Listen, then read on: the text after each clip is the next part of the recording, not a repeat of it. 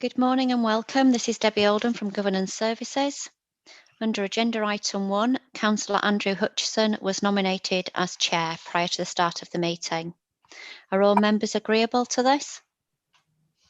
And I'll take silence as agreeable, thank you. Right, so Councillor Hutchinson is now formally elected to the Chair for this meeting. Thank you. Thanks, Debbie. Good morning, everyone. Welcome to this remote hearing of the Licensing Subcommittee. My name is Councillor Hutchison and I will be chairing today's hearing. Before I proceed further, could I remind everyone that today's meeting is being streamed live on the City Council's YouTube channel. Could I ask please the following members of the subcommittee to introduce themselves? We have Councillor Flynn. Good morning, Billy Flynn, Councillor for Adlam Wharfdale. Thanks, Councillor Flynn. And we have Councillor Latty. Councillor Pat Latty from Gaisley and Rawdon Ward. Sorry. Thanks, Councillor Latty. I'd like to start the hearing today by confirming that this meeting of the Licensing Subcommittee meets the requirements of the Council's constitution, even though the members of the panel are in remote attendance. While items today will be fully discussed as usual, the remote attendance just requires a few slight changes and how we manage the debate. So therefore, can all attendees mute their microphones unless I invite them to speak? This will avoid disruption from background noise. Can all participants please keep their cameras on during the hearing? And all participants will be invited to introduce themselves at the start of the hearing to make it clear to the public observers who will be involved in the proceedings. And I can ask for your attention and patience while I go through the following process. Could I please invite officers to introduce themselves once you've finished to mute your microphones. We have from Legal Services, Philippa Murray. Yes, it's Philippa Murray, solicitor from Leeds City Council Legal Services. I'm assisted by my fellow solicitor, Robert Brown, again from Legal Services. Thanks, Philippa. We have entertainment licensing, Matthew. Good morning, everybody. My name is Matthew, part of entertainment licensing, and today I'm supported by Samantha Longfellow Pennicott. Thank you. Thanks, Matthew. And then Governance Services, we have Debbie Oldham. Good morning. I'm Debbie Oldham. I'm from Governance Services, and I'm the clerk today for this subcommittee. Thanks, Debbie. So, and I guess moving on to the agenda, Debbie, if we can ask you to go through the agenda items, please. Under Agenda Item 2, there are no appeals against refusal of inspection of documents. Agenda Item 3, there are no exempt items. Agenda Item 4, there are no formal late items. However, there has been supplementary information which has been published to the website and also circulated. Agenda Item 5, could I ask members to disclose any disclosable pecuniary interest? None from myself. Thank you. Right, Chair, over to you. Great, thanks, Debbie. So agenda item number 6, which is the application for the grant of a premises license for Stock Rotka, 195 Chapeltown Road, units A, B and C, Chapeltown, Leeds, LS7 3DX. Could I now ask the applicant and the representatives to introduce themselves, please? Good morning, everyone. My name is Agar Hamid, the owner of Stokrotka Market, 195 Chapeltown Road. Thank you. And have we got Anthony Clark, I believe? JMC licensing? No? No, we don't seem to have him yet, Chair. No. Mr. Hamid, do you know if he's due to attend today? He couldn't log in. Sorry for inconvenience. He couldn't log in. The reason is he didn't get the email from Matthew Nelson to log it in. Is that something we can try and sort out now, Matthew? I believe you would like your representative. Yes, certainly. I mean, he was invited with the email that's been sent to all of the parties. But let me. Is he available at the moment? Do we know? I can check with him. If you would be more than happy with that, please. Yeah, I don't know if you want to adjourn for 5 minutes. I'll go to the email, send it back on to him, and then we can try and get him into the hearing and represent you. Yeah, I think that's only fair that we just spend a bit of time to try and get him in. Yeah, definitely. Can everybody remember to mute their microphones, please?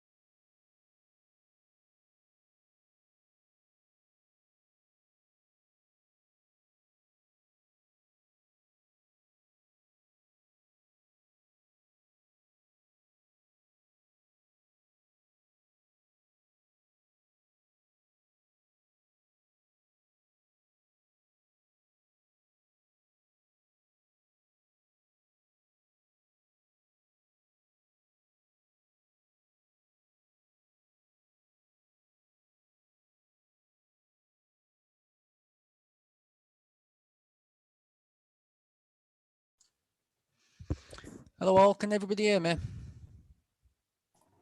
Yep. Right, so I've had a quick word with the applicant over the phone. Chris Connor is representing the applicant today. There was instruction for Anthony Clark. He has been included in the email. It may have gone into his junk items.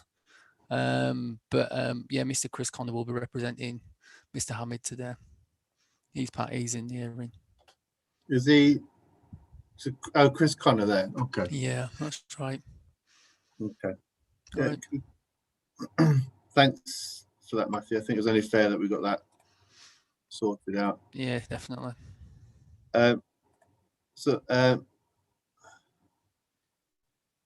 Mr. Connor, are you there? Are you able to introduce yourself?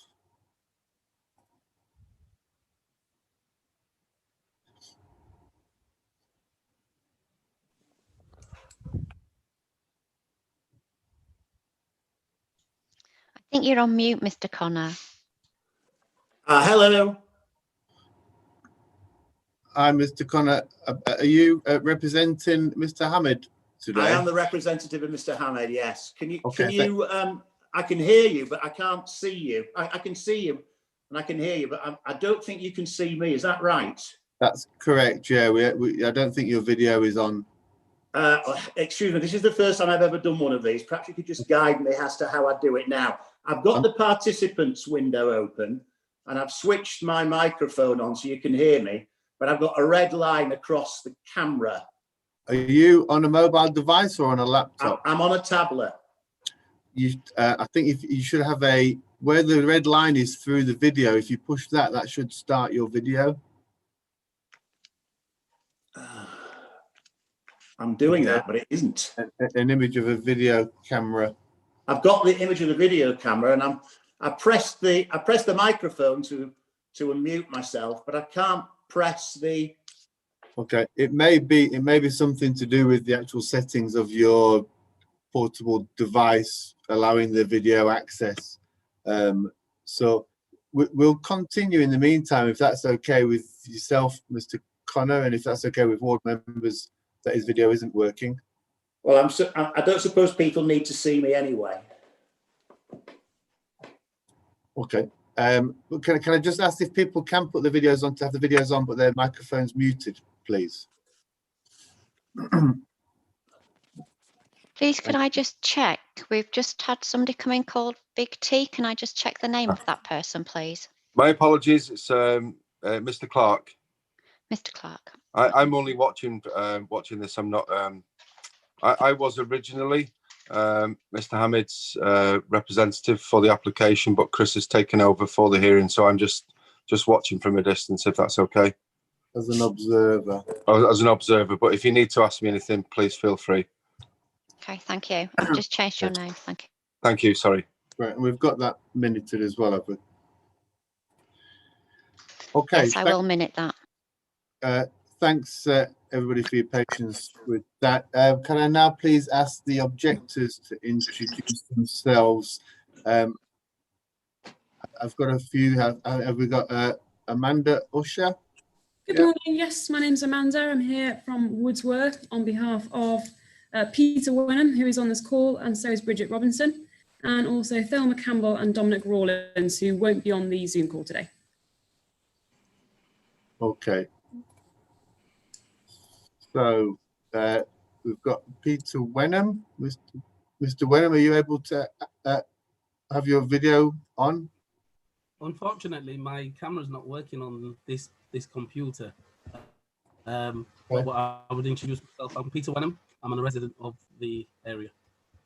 Okay, thank you, Mr. Wenham. And Mr. Rawlins? No, Dominic Rawlins is not on the Zoom today. Bridget Robinson is on the call, though. Okay, and that's Mrs. Bridget Robinson. Can you introduce yourself, please? Bridget Robinson. I'm a local resident of the area. Thank you. And I've got a Miss Campbell. Is a Miss Campbell here or not? Nope, Thelma Campbell will not be on the call today. Okay, and then one last. Okay, Bridget Robinson. We've done that one as well. Is that everybody? We seem to have an Elaine Ray on the call today.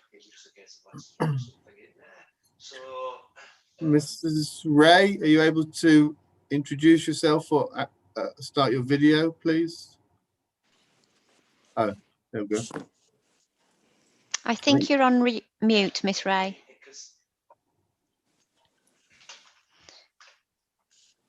I think you're still on mute. You're on mute, and I think your microphone's pointing up here as well. No, it's not able. No, you need to unmute, please. Next to your video camera, there should be a mute button. If you can just click on that, it should actually unmute it. I think it is unmuted, but we're unable to hear you. Yeah, I think we're having problems with the sound from. Nope. Was Elaine Ray? I don't know if we have Miss Ray down as talking today as representation. Do we? I've just had a quick look through all the objectors that have objected to this application. Mrs. Ray is one of those objectors, although we didn't receive a completed notice of intention, so we had no idea that she was going to be attending today. Right. Okay. Where do we stand with that position? As an objector, she's got a right to have a say out the hearing as an interested party. Okay. Okay. Hopefully, you can sort your sound microphone out then. Hopefully, Miss Ray. Okay. That went a bit longer than normal, but I think we're all there now. So, could the legal advisor, please, Philippa, could you outline the procedure for today, please?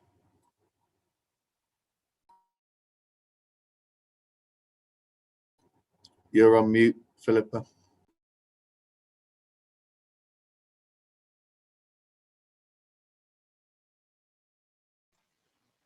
My apologies. Thank you, Chair. The procedure for an application such as this is that ordinarily the applicant would address the committee first. Those who have made representations would address the committee after that. Following those representations, the applicant has the chance to respond to anything said during the verbal presentation. Today, there are no representations from responsible authorities, only from members of the public. So if I may, could I perhaps ask the objectors whether they've decided on an order in which they wish to address the committee, or whether we should perhaps sort that order out now? Ms Usher, can I perhaps ask you how you're going to deal with your representations, given that you're representing 4 people? Of course, yes, I will be speaking on behalf of Peter and Bridget, and Thelma and Dominic, who obviously aren't on the call. If they have something to add, they may add it after I've spoken, but hopefully it will just be me speaking. I'm afraid I don't know about Elaine Ray. I don't know if she'll be speaking on behalf of herself. Right, okay. Well, perhaps if we could have Miss Usher go first out of the objectors, and the 2 people who are present that you're representing can add if they wish, and after that Miss Ray can address the committee. Can I perhaps check with Miss Ray, is that acceptable to you?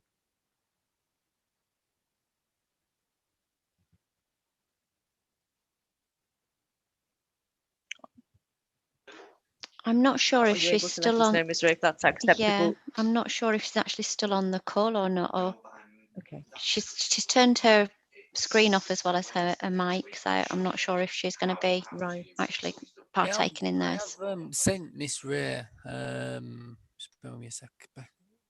I've sent Miss Ray an email with the Zoom meeting details to connect. So there's the link on there to connect online and also by telephone. So I've given other options to be able to connect. So she might be trying them now. right. But we'll perhaps come back to that if there's going to be any difficulty over the order in which objectors speak. In making its determination, the subcommittee will consider what is appropriate and proportionate to promote the licensing objectives. Those objectives are the prevention of crime and disorder, public safety, the prevention of public nuisance, and the protection of children from harm.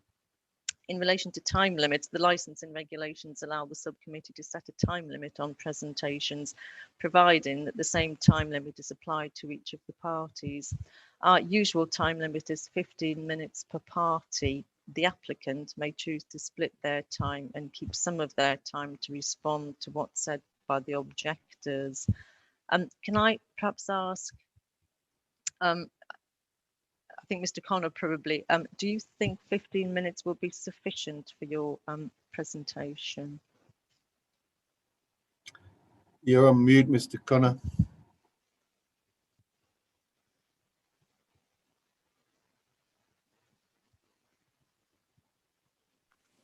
There we go. No, you muted yourself again. Can you hear me now? There we go. We can. Hi.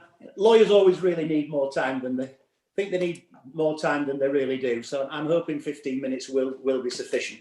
Okay, thank you. And Ms. Usher, can I perhaps ask you, bearing in mind that you're representing 4 of the objectors, do you think 15 minutes will be sufficient? Yes, 15 minutes will be sufficient, thank you. And that includes the 2 objectors who are present. Okay, thank you very much. Can I perhaps ask the chair if the subcommittee does wish to impose a time limit, and will 15 minutes be the appropriate time limit? I'm okay with 15 minutes if members are. Yeah, I'm getting a confirmation there. Okay, thank you. Can I check with Mr. Connor again, how you wish to use your 15 minutes? Do you want to use it all in the first address to the committee, or reserve some time to address after you've heard objections?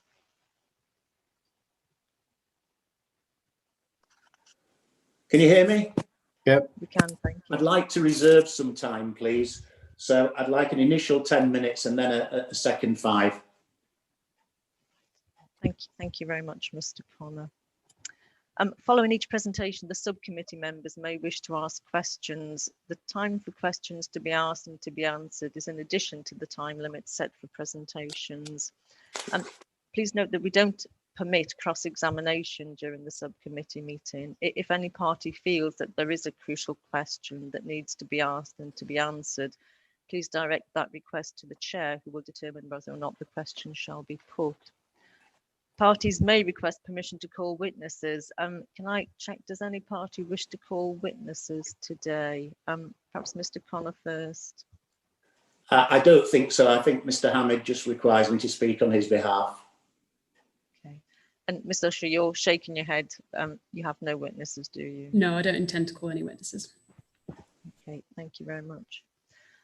All documents have previously been submitted and been circulated to the subcommittee in advance. Can I check that we are all working with the same original pack, which is the agenda, the report to the licensing subcommittee about this application with appendices, and it is 128 pages long. Yes. If anybody doesn't, thank you. If anybody doesn't have that, do let me know. In addition, there's a further 6 pages of supplementary information. It would be helpful when those addressing the subcommittee are referring to documents, if they could identify which document you're referring to. Additional documents can now only be tabled with the consent of each of the parties. Does anyone have additional documents that they wish the subcommittee to consider? I sent an email to Matthew Musson and to Matthew Nelson this morning, giving details of 2 additional conditions that we wish to put to the committee in advance of our arguments and promotion of the licensing objectives. I don't know whether Mr. Musson has seen that email, just outlines the wording of 2 additional conditions. I did ask him to forward it on to the legal officer and to chair of the meeting this morning. Have you got that email? Mr. Connor, I've had it and I've checked with the councillors earlier on and they've all had it as well, so we're aware of it. I'm not so sure that Amanda has had it because I didn't have her details. Right. Perhaps if you go through what the offer is, but very briefly, it's concerning labelling of alcohol and the type of alcohol to be sold. Sorry, I did respond this morning to Chris to advise him to include the 2 measures, the additional measures in his presentation, just because it's been submitted on the day that the hearing's taking place. Yeah, I think that's fine. I'm happy to include that. I'm happy to include that when I speak. Yeah, I think that'd be better. Yeah. Yes. Okay. And please do note that your presentation is your only opportunity to address the subcommittee. There's no further right to sum up your case, and you do need to make sure that you have said everything that you want to say during the course of your presentation. After all parties have made their presentations and after all questions have been considered, the members will consider whether they have all the information they require to make a decision. Once this point is reached, members of the committee will go into a private session. If members have any additional questions to ask, they will return to the meeting to ask those questions. They will then return to private session again to make the decision. Could all parties please remain in the meeting until they are asked to leave? Each of the parties will be informed once the hearing has ended and will be informed of the decision within 5 working days of today. Can I ask, are there any representations or questions about the procedure the subcommittee proposes to follow before we start the hearing? Thank you, Chair. Can I just check, did Mr. Connor say that he was having the full 15 minutes or was it 10 minutes and 5 minutes? No. 10 then 5. 10 and 5. Thank you. And can I also just check, we seem to have somebody with a number on 6204422. 6539. Can we just check who that is, please? Is somebody dialed in, perhaps?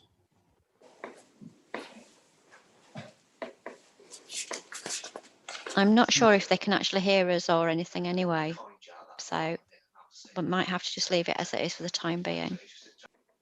Okay. Right. Okay. Thank you, Chair. Thanks, Philippa, for that. Matthew, would you like to present the application today, please? Yeah, of course. Thank you, Chair. So today members are asked to consider an application for the grant of a premises licence for Stock Vodka, which is 195 Chapeltown Road, Chapeltown, Leeds, LS7. The application mentions that the premises will operate as a small supermarket. The applicant is Mr. Aga Hamid. Members of the licensing subcommittee can view a copy of the application form Appendix A on page 11 of the report. This includes the steps that the applicant is willing to take to promote the licensing objectives at Section M starting on page 26. In support of the application, additional information has been submitted for the subcommittee to consider. This can be found at page 35. Appendix C of the report. And since the application was made, the licensing authority has received instruction from the applicant to reduce the proposed hours for alcohol sales and the times that the premises are open to the public. The hours originally applied for were Monday to Sunday, 6 a.m. till midnight. However, the application now proposes 10 a.m. until 10 p.m. Alcohol is also intended to be sold for consumption off the premises only. So no representations to this application have been received from the responsible authorities. However, it has drawn representations from other persons. These include a joint representation from the local ward councillors, an additional 29 individual letters of representations, mainly from local residents, and a petition containing 79 signatures. All of the interest to this application opposes granting the licence on the grounds of public nuisance and crime and disorder. Both the joint objection by ward members and the redacted copies of representations can be viewed at Appendix C on page 77 of the report, whilst the redacted petition is available on page 115, Appendix F. Original copies have been circulated to members of the licensing subcommittee in advance of this hearing. And finally, to give members of the licensing subcommittee an account of the existing pattern of licensed premises in the area, a list of those premises, along with the licensable activities and hours, is included at Appendix G on page 127 of the report. And that's the application. Thank you, Chair. Yeah, thanks, Matthew. So I guess I will now invite the applicant, Mr. Connor, if you could present, please. Good morning, Chair. Good morning, all. Can I just correct one thing that Mr. Musson said? The changes to permitted hours are 10 a.m. to 10 p.m. That's permitted hours for the sale of alcohol. The opening hours of the store, as per my email to him of the 28th of October, are 7 a.m. until 10 p.m. So we've reduced the opening hours by an hour, and we've reduced the closing hours by 2 hours at the end of each day. So I've included on pages 35 to 39 a letter which my client asked me to address to those objectors who we could actually contact as part of this process. And that contains a lot of information about my client, about the way he wishes to run this business, and is indeed running the business, in that it did open for business as unlicensed premises without any alcohol on display on Saturday. It also contains full details of how he wishes to address the promotion of the licensing objectives. That information you'll also find, as Mr. Musson says, in section M of our application. I want to make one very big emphatic point here, and that this is a huge investment on my client's part. He's a young man of 31. He's lived in this country for 14, 15 years since he came from Syria. This is his first business venture in his own right. He's worked previously as manager of an unlicensed convenience store in Lincoln Green from 2015 to 2019, when he took on his lease of these premises and began the substantial refurbishment, which I'm about to describe. He has not and does not own any business premises in Dolly Lane. Prior to taking on the managership of the store in Lincoln Road, in Lincoln Green, he worked in an unlicensed restaurant for 7 years, starting from the bottom and rising to the top, and eventually finishing as manager. He is a very industrious, diligent, hard worker. And he's making a huge investment and commitment to the Chapeltown area. he's got huge confidence in the Chapeltown area.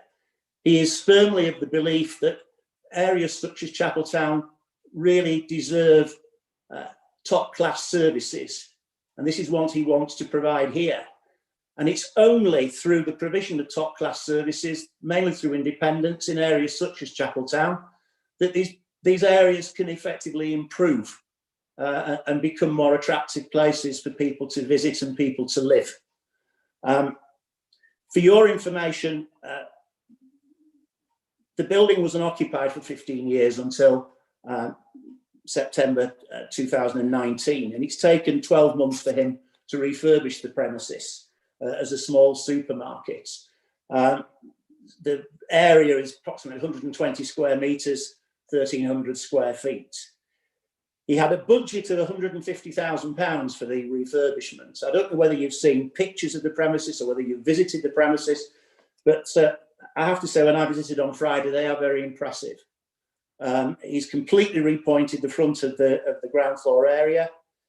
He's put in new store windows. He has put in a new shop front and fascia, and he has completely altered the interior of the premises to create a very customer-friendly supermarket. He's signed a 10-year lease. The rent he's paying at the minute is £24,000 per annum, rising to £30,000 per annum in year 5. All this money has come from his own personal savings. He's worked hard and diligently and saved diligently throughout the period he's lived in Leeds. In terms of the premises, they're on a corner with a window fronting onto Chapeltown Road, the corner of Chapeltown Road and Mexborough Street. The entrance doors are in the corner, and then there are windows down the Mexborough Street side. All those windows are effectively painted with a screen showing the products available, and none of those products which are available on the screen actually show any alcohol. So one wouldn't know as one passed these premises, but it's intended that these premises sell alcohol or do sell alcohol in the event that you're minded to grant the license. So far as the display of alcohol is concerned, if you picture just going through the corner door, immediately to the right is the counter, which runs the length of the breadth of the shop fronting onto Chapeltown Road. All spirits are effectively on a shelf behind the counter. There will be no self-service of spirits whatsoever.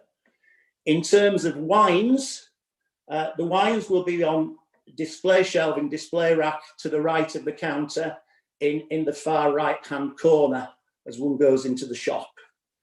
Beers will be in a fridge, which is located at right angles to the wine display unit.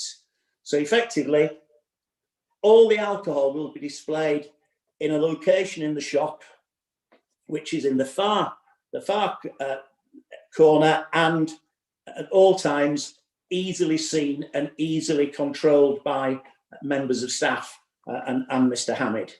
The rest of the store, there are effectively 4 aisles, and I have to say, when I went there, it's extremely well stocked. It's intended to run as an international food supermarket. Those of you of a similar age to me may well remember the old Warsaw stores on Chapeltown Road many years ago. It's that style of operation.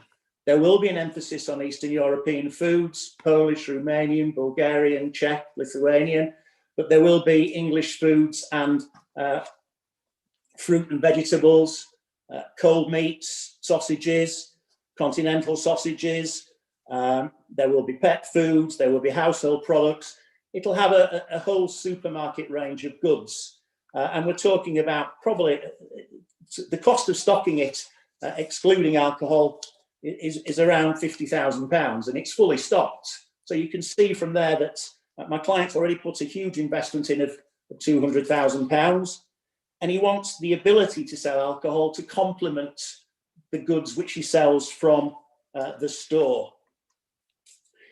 When looking at the application, I've been very mindful of your licensing policy and very mindful of that section of the licensing policy which has addressed local concerns. And this is very much a local application, and there are lots of local issues which surround this application and that actually need to be addressed. In section 636 of the statement of policy, you say that applicants in deprived areas should carefully consider if the measure relating to the following concerns could be offered as part of their operating schedule. One doesn't like to class any area in the city as a deprived area, but Chapeltown has that history. And although I used to live on Harrogate Road myself and I've not been there for a while, I think there's been considerable improvement in the last 3 to 4 years. And I'm hoping that this application and these premises will help maintain and continue that improvement. You've asked for measures that control the display of alcohol, including proximity to the door, display of spirits and high-strength articles. Well, I've addressed the proximity to the door issue. They're not near the door, they're away from the door, behind the counter, in the corner, on the far wall. I've dealt with the display of spirits, and you also refer to high-strength alcohol. Now, one of the additional conditions which I put this morning was that there will be no sale of high-strength beers, lagers, or ciders in excess of an ABV of 6.5%. So that completely rules out the Carlsberg specials of this world, the white ciders of this world, all of those drinks which people are concerned that street drinkers are prone to purchase and go into parks and go outside premises as such. You have recommended that there be CCTV coverage of alcohol displays. There's a very comprehensive CCTV system here. There are 16 cameras, 11 internal cameras and 5 external cameras, which are going to be very useful in addressing certain public nuisance licence objectives.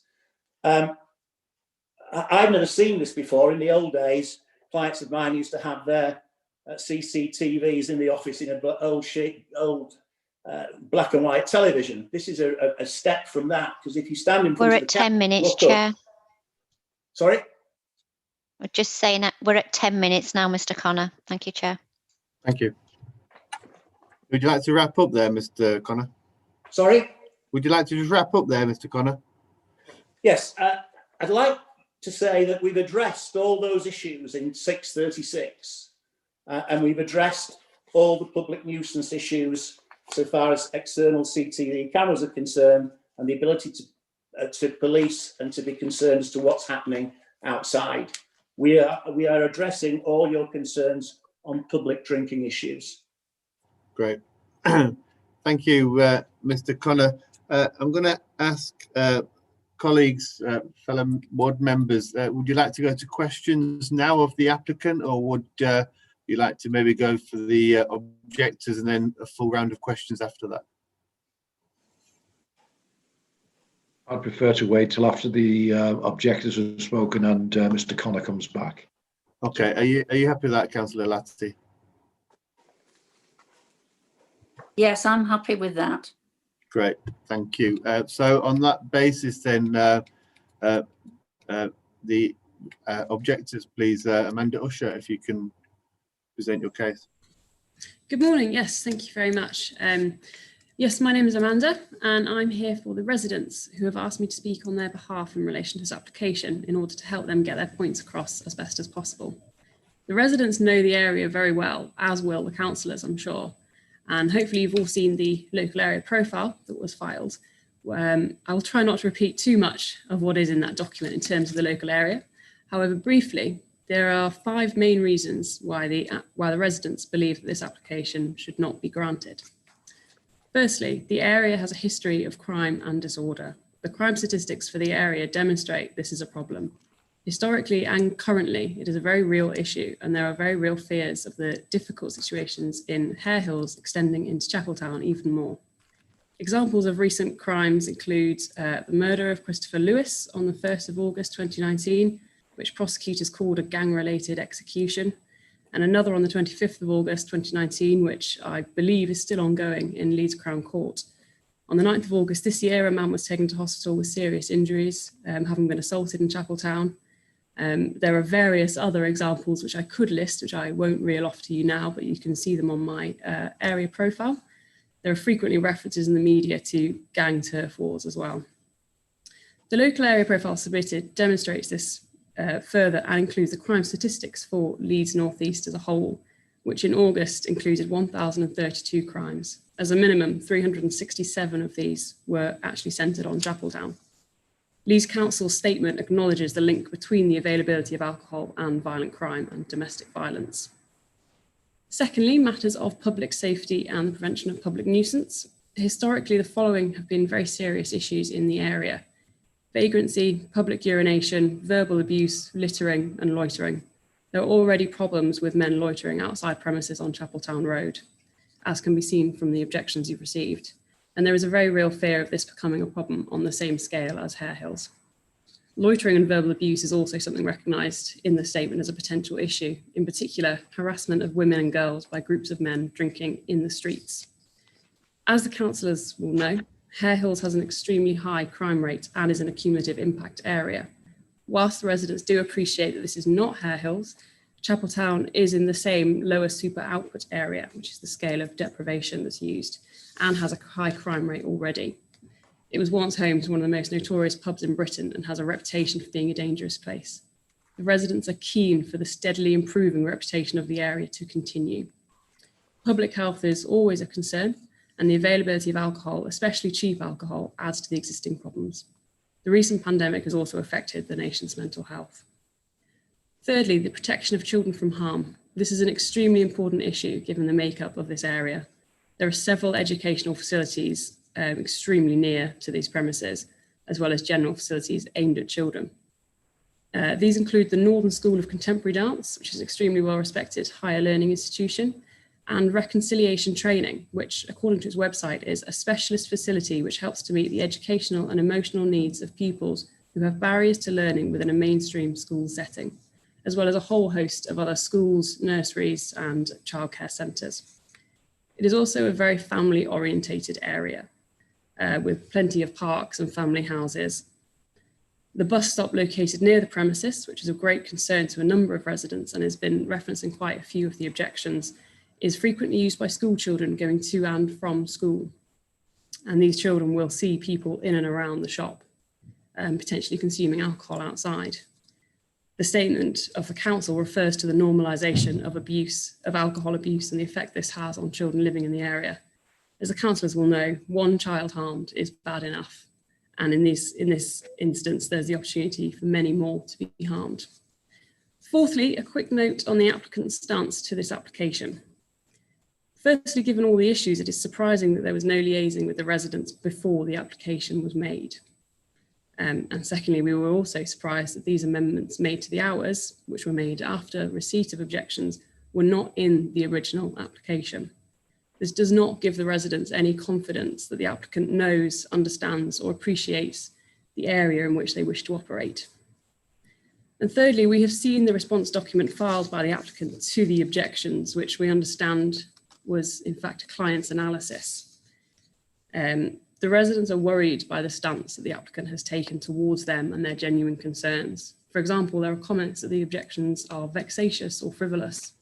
This attitude does not give the residents any comfort that the applicant will be able to work with them in improving the area and preventing the problems already mentioned.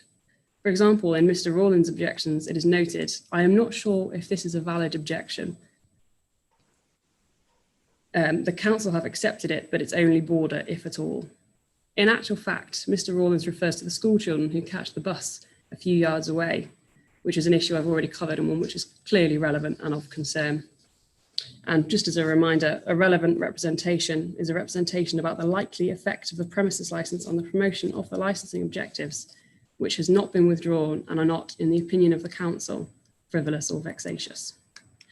And finally, just to draw your attention to section 14.42 of the guidance issued under section 182 of the Licensing Act 2003, which makes it very clear that the absence of a cumulative impact area does not prevent any responsible authority or other person making representations on an application for the grant or variation of a licence on the grounds that the premises will give rise to a negative cumulative impact on one or more of the licensing objectives. Because of the issues related today, the residents feel that any new off-licence granted will not be able to promote the licensing objectives. The whole area of Chapeltown suffers from problems with crime and disorder, and the sale of alcohol will exacerbate these problems. The evidence is clear for this in the experiences of the residents and in the area profile, including the crime statistics. This area is improving, and the residents welcome a convenience store and anyone else willing to continue in the improvement. However, in conclusion, the residents know this area well. Some have lived here for many years, and they live here with their families and young children.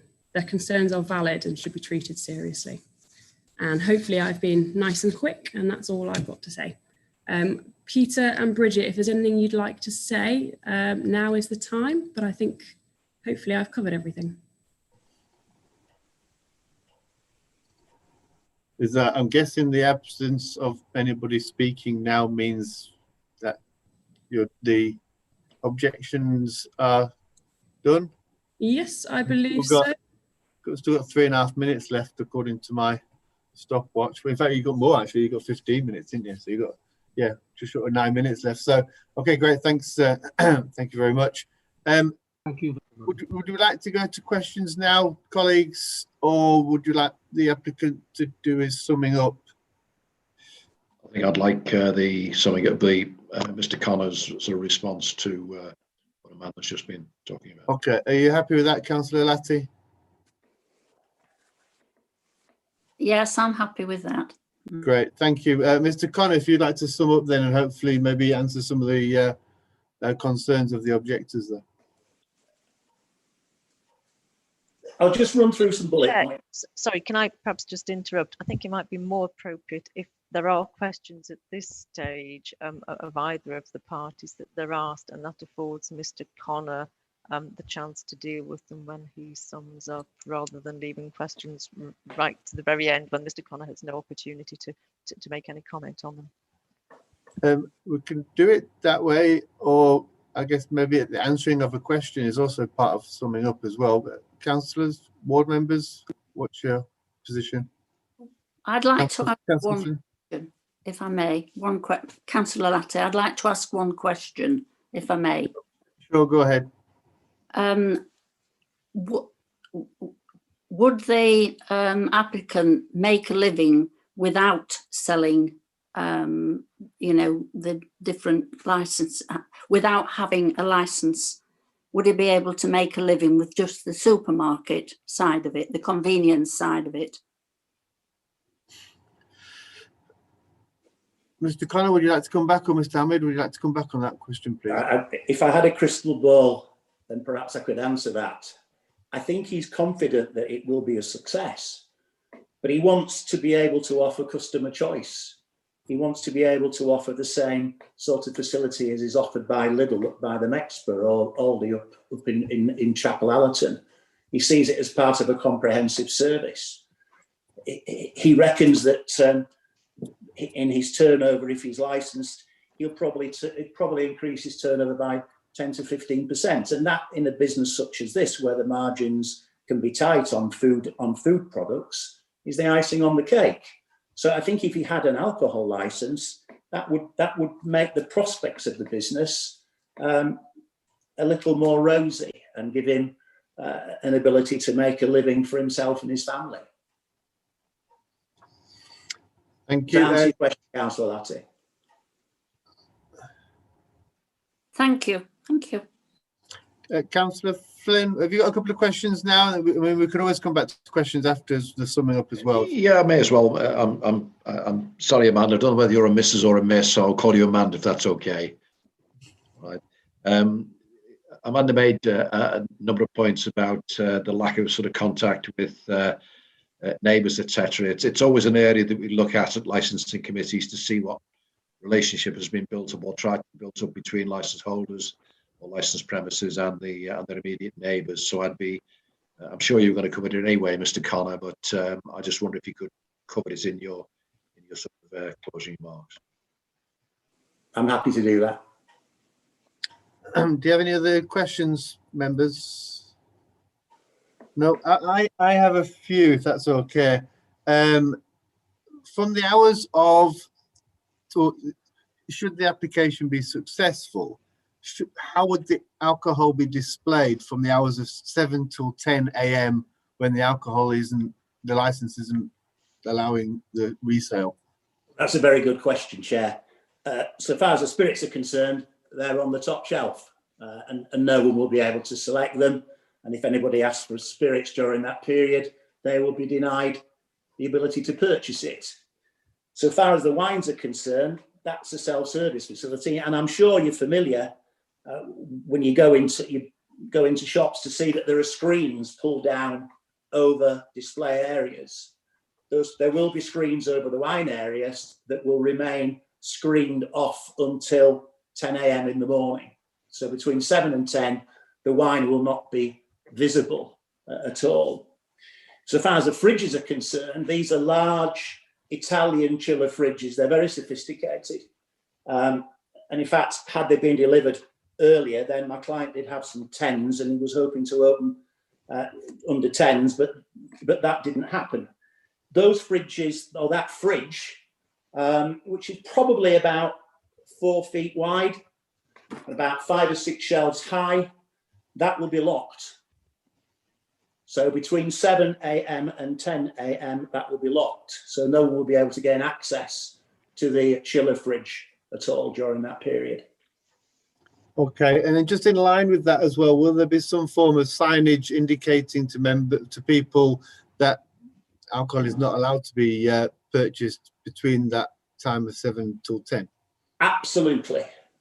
Absolutely. Clarity is very important here. People need to know how the business is going to operate, how to say what the rules are. And this is a very important rule for us because it does address the issues that were raised in many of the objections relating to children going to school and the proximity of the school buses. We don't see any need for alcohol to be sold at between 7 and 10 a.m., to be quite frank. And therefore, I think that addresses the issues that were raised about the exposure of children to alcohol sales in the morning. Okay, a few more questions, if that's okay. Can the applicant please categorically confirm for the subcommittee today that it is not at all going to be a bar and there is no intentions for the future for it to be varied into a bar? We can confirm that categorically. If you go see these premises, sir, you'll see that they are a supermarket. There is no intention for them to operate as a bar. My client wants to run these as a supermarket with an off-license facility. Absolutely no intention whatsoever, and we're quite happy for that condition to be imposed. And in fact, that was the whole basis of the application. So where the 3 councillors in Chapel Town got the idea that this was going to run as a bar, heavens knows. Okay, thanks for that clarity. And then just in for the ability to sort of hear the full case, you mentioned that you'd sent an email earlier on today. Would you like to just go over just quickly? Yes, we've offered 2 additional conditions to go with the operating schedule. The first one relates to this issue regarding the ability to purchase high strength, cheap alcohols and beers. And that first condition is that there shall be no sale of beer, cider and lagers with an alcohol strength exceeding 6.5 ABV. So as I said, that puts the realm of Carlsberg, Special Brew and White Cider outside the scope of this business. It will simply not be sold and will not be allowed to be sold. We're very mindful of the comments in your policy. We're very mindful of comments made by Amanda about street drinking and about people buying cheap alcohol to fuel street drinking. Street drinking is the worst possible thing that can happen to this business. Street drinking is toxic to a retail area. It deters customers from visiting. It leaves them feeling uncomfortable. And the last thing in the world is we want to see street drinking taking place here. Yeah, I would go as far to say that it's surprising that although Hare Hills was included in a public spaces protection order, along with 15 other areas of the city, and they were all extended in November of this year, it was surprising that Chapel Allerton wasn't included in a public spaces protection order. I don't know the reason for that.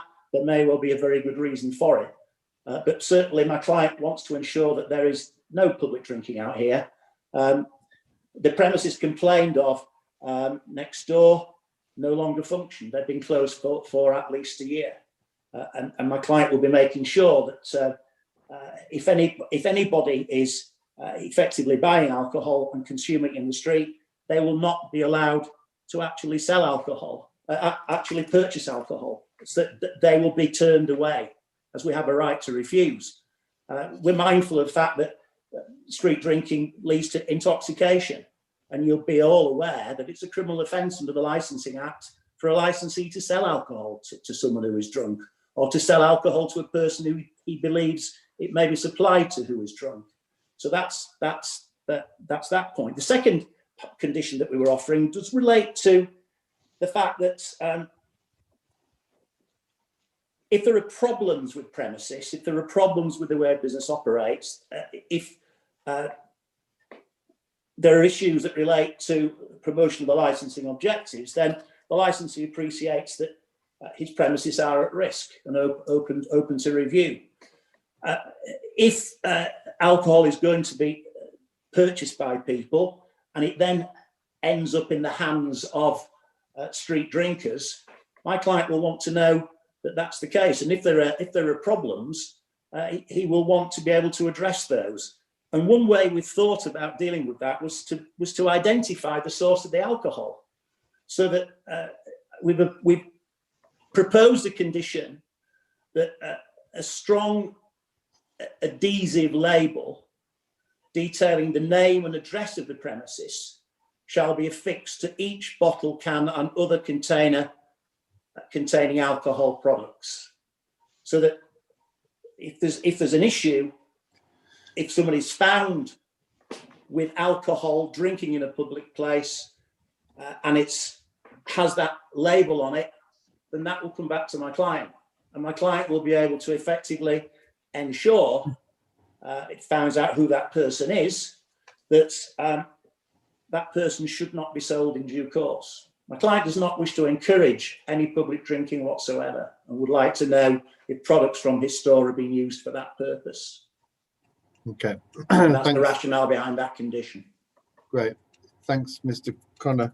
I just have one final question for Ms. Amanda Usher, which is what if, I guess, what is different, or the people who have offered representation, how do they feel that this is different to the other alcohol outlets in the local area? What is different about this that would make such a big impact? Thank you. Well, in essence, it's an additional off license, which is only going to add to and exacerbate the problems. Its location as well. It's a big corner plot. There's a lot of space outside where people can stand. It's next to the bus stop where the school children will be going to and from school. I know that might be covered in the morning, but they'll still be getting home from school at 3 or 4 o'clock every day. And also it's across the road from reconciliation training, which is a very important premises in that area. So I think hopefully that answers your question. Yeah, thanks for that. So I have no further questions. Did fellow members have any further questions? No. Then I guess, Mr. Connor, you have 5 minutes to sum up, please. Yes, the bullet points. Huge long-term investment in Chapeltown. My client's here to stay. He wants to provide excellent services and to provide employment. We're talking about 7 to 8 full-time and part-time jobs here. These premises are not in a cumulative impact area, as Miss Usher states, and she referred you to guidance 14.42. What she omitted to read to you was the final sentence of that particular paragraph, which states that, however, in each case, it would be incumbent on the person making the representations to provide relevant evidence of cumulative impact. And I would put forward that that's evidence which can withstand the scrutiny to which it must be subject at a hearing. And frankly, I don't think we've heard anything that actually would pass muster and could be scrutinised. As is often the case with matters such as this, genuine concerns are raised. A licensee will seek to address those genuine concerns, but sometimes the objections are shrouded in assumption and speculation. And that's always a difficulty for an applicant in these circumstances. And my response to that is that if there are problems because the licensee is running his business badly. Certainly not going to be the case here. It would be foolhardy to do so, having put such an investment into the business and the stock. There is a mechanism, there's a statutory mechanism which you know that entitles you to review premises licenses where there are complaints, entitles you to revoke premises licenses. There are persistent issues, and I'd like you to bear that in mind. There have been no police objections to this application. Again, it's a significant factor. And I believe that we are addressing the issues. I've referred to them in your policy statement, paragraph 3.6. The operating schedule and my covering letter explain in detail how we will address those issues. We've addressed the issues on reduced hours of trading. I must say that I was brought into this matter quite late. And when I saw that point immediately, I thought that this is simply not appropriate and it's unnecessary. And therefore, it's going to be in everybody's interest. Bearing in mind that we've got other licensed premises, off licenses that open longer. We've got takeaways in this area, and we know that that can be a fairly toxic mix. That's why we have a closing hours of 10 p.m, and that's why we're not selling alcohol until 10 a.m. So I believe that what we've effectively done through the operating schedule is to demonstrate that what my client proposes are not going to be adding to the cumulative impact, even though this is not a cumulative impact area. Thank you very much. Thanks, Mr. Connor. Before we go into closed session, I just have one quick question, which I noticed on the paperwork that there's no DPS that's been designated at the moment, but then there was, I think I heard mention that Mr. Hamid will be the proposed DPS. Is that correct? In fact, Chair, for some reason, I got a full copy of the application which shows that Mr. Hamid is nominated as DPS. Your redacted copy doesn't show anybody being appointed as DPS for some reason. I can confirm that, yes, Mr. Hamid will be the DPS, and yes, Mr. Hamid holds a personal licence which was granted earlier this year. Great. Okay, that's great. Councillor Flynn. Yeah, unless I missed it, I asked about liaison with neighbours just before the final sort of brief. I don't think I got anything back, and I had another question. I'm sorry. I have another question for. Again, as a local practitioner, that's something I always encourage. And had I been involved in this application from the outset, I would have encouraged it, and I would have wanted participation not only with local neighbours but also with entertainment licence officers and with the police. It's always worthwhile to have those discussions to deal with these issues at the outset before an application is made, so that the operating schedule can be drafted appropriately. I was not instructed until later on, and that's why when I wrote the letter that I did, drafted the letter that I did on behalf of my clients, I did wish to provide as much clarity and information as possible to seek to give a degree of comfort to the concerns raised by those making representations. And I hope that that letter achieves that, and I'd like you to read that carefully, please. Thanks. Councillor Flynn, you have another question, I believe. It's a follow-up, really. I think Amanda made the point in her presentation about that letter didn't really help the situation. If anything, possibly exacerbated the feelings of the neighbours. I just wondered if Mr. Hamid would or yourself would like to comment on that. I have another question after that for Amanda too. Well, Agar, are you able to comment on that? Because you know, you've been there for 12 months now, and it seemed to me on Friday you were talking to people in the street. You seem to have built up a relationship with people in the local community, and you have had discussions with them. And you mentioned to me this morning that you were open on Saturday, or people were coming in, and what were they saying to you? Perhaps you'd like to explain that to Councillor Flynn. I think he's muted. Yeah, you're on mute, Mr. Ahmed. There we go. Yeah. So can I ask that question again? Sorry. Councillor Flynn raised the point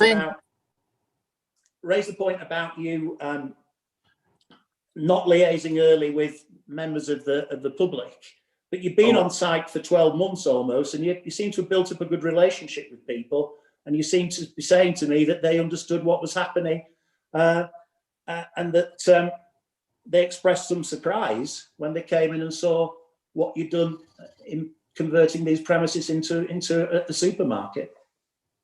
Thank you very much, everyone, for your patience. But we have been opening our premises from Saturday, 7 o'clock, closing time at 10 o'clock. It has been 3 days till now. People came inside of the premises. They are more than happy, and they wanted to be something like that in the area, in the community. They've been telling me, which is I have been working inside of the premises, opening the premises and closing the premises. They have been saying to me that we are really happy. We was just misunderstanding in the community. All community was talking about this place is going to be a bar. It's not going to be a supermarket.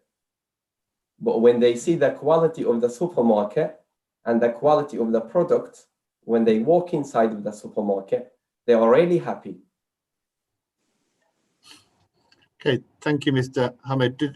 Yeah, Councillor Flynn, certainly come back. For Mr. Hamid again, yeah. Mr. Hamid, I don't disbelieve anything that you're trying to do or anything you're trying to put in place there. But I don't think I've ever seen so many objections to a licensed premises in the 6 years that I've been on the licensing committee. I think there were over 100, including the 79 that were on, the collective one. And the fact that even the ward members seem to be unaware of the reason why you're applying for a license seems to suggest a lack of liaison sort of locally. And I just wonder if you've missed a trick by, perhaps not liaising a little bit more earlier on.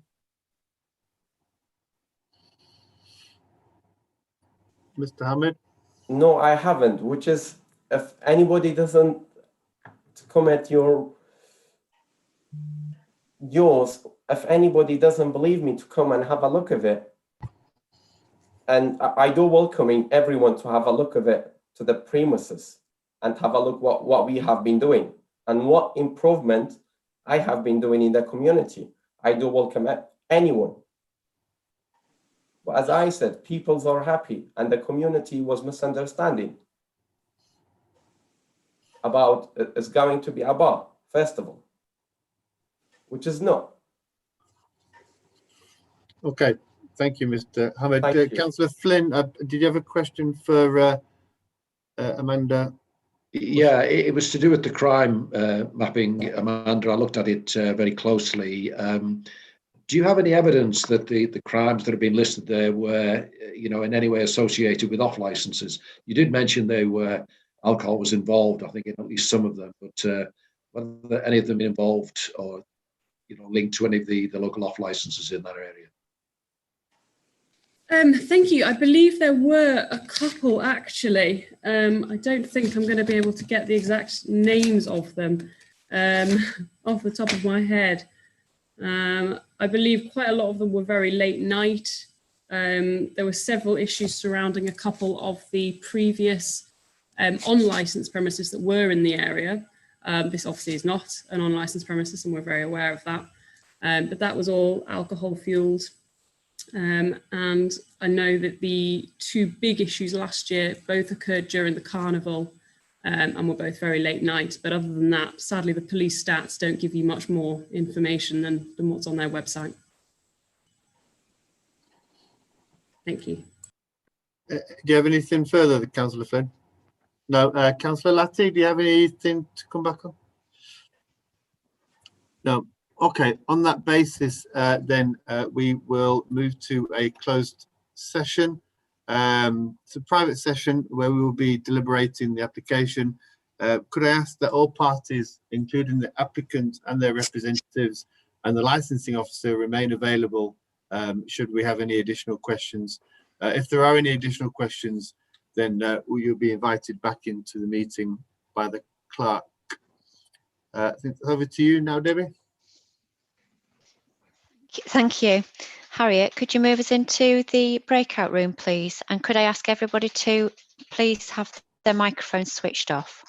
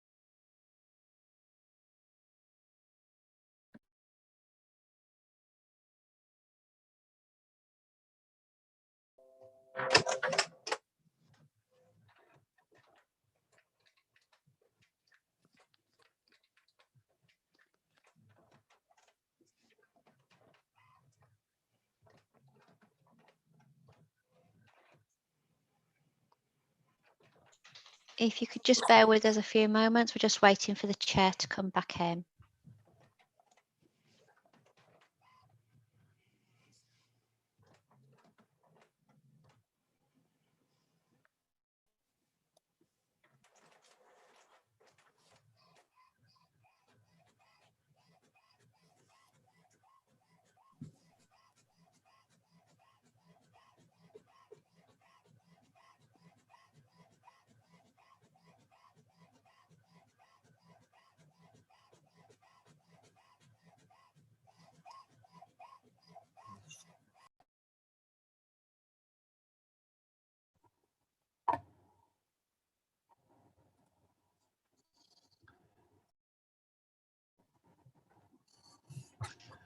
Are we all here? We're all back now, Chair.